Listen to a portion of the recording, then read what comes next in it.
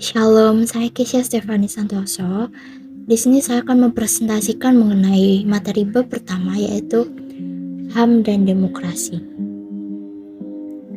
HAM atau yang biasa kita kenal sebagai hak asasi manusia adalah hak yang dimiliki oleh setiap orang sebagai manusia makhluk ciptaan Tuhan.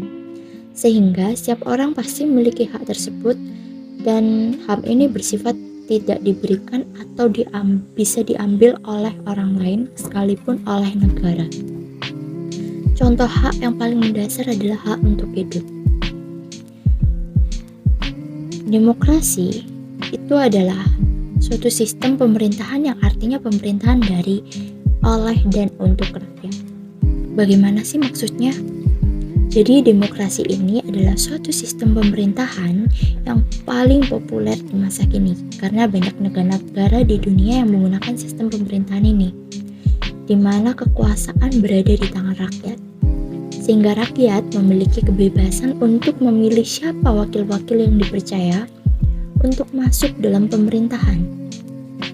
Nah, oleh karena itu demokrasi berarti sistem pemerintahan dari, oleh, dan untuk rakyat. Setelah mengenal apa itu HAM dan demokrasi, selanjutnya untuk cakupan HAM dan demokrasi adalah sebagai berikut. Yang pertama, hak warga negara, yang artinya setiap warga negara memiliki hak seperti hak untuk hidup dan merasa aman, memiliki privasi, menyatakan pendapat dengan bebas, serta memeluk dan melaksanakan agama atau kepercayaan yang dipilih. Yang kedua, hak-hak politik, yaitu mencakup hak untuk berserikat, membentuk partai politik, ikut serta memilih dan dipilih dalam pemilu, menduduki jabatan dalam pemerintahan, dan sebagainya. Yang terakhir adalah hak ekonomi, mencakup hak untuk menentukan nasib sendiri, hak untuk diterima dalam masyarakat dan bangsa-bangsa.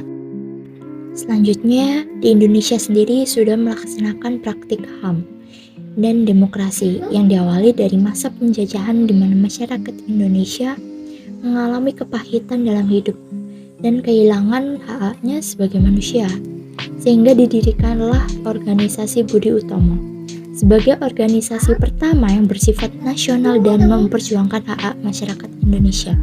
Sehingga sesudah kemerdekaan, para pendiri bangsa memasukkan demokrasi dan HAM dalam Pancasila dan UUD 1945.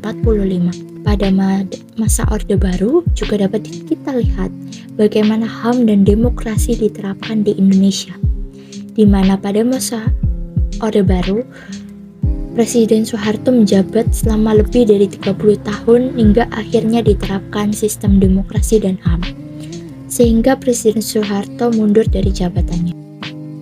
Nah, setelah kita mengetahui HAM dan demokrasi serta praktiknya dalam negara Indonesia, lalu bagaimana HAM dan demokrasi dalam perspektif Kristiani? Kita bisa lihat dari kedua gambar tersebut.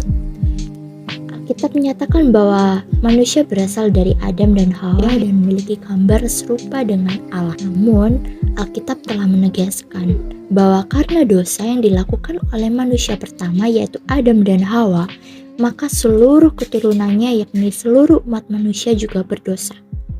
Seperti yang tercantum dalam Roma 23 ayat 23-24, karena semua orang telah berbuat dosa dan telah kehilangan kemuliaan Allah, dan oleh kasih karunia telah dibenarkan dengan cuma-cuma karena penebusan dalam Kristus Yesus. Oleh karena itu, keselamatan yang diberikan melalui Tuhan Yesus di kayu salib berlaku bagi semua manusia, tidak terkecuali. Seperti yang tertulis dalam Yohanes 3 ayat 16. Karena begitu besar kasih Allah akan dunia ini, sehingga Ia telah mengaruniakan anaknya yang tunggal, supaya setiap orang yang percaya kepadanya tidak binasa, melainkan beroleh hidup yang kekal. Sekian presentasi dari saya. Terima kasih.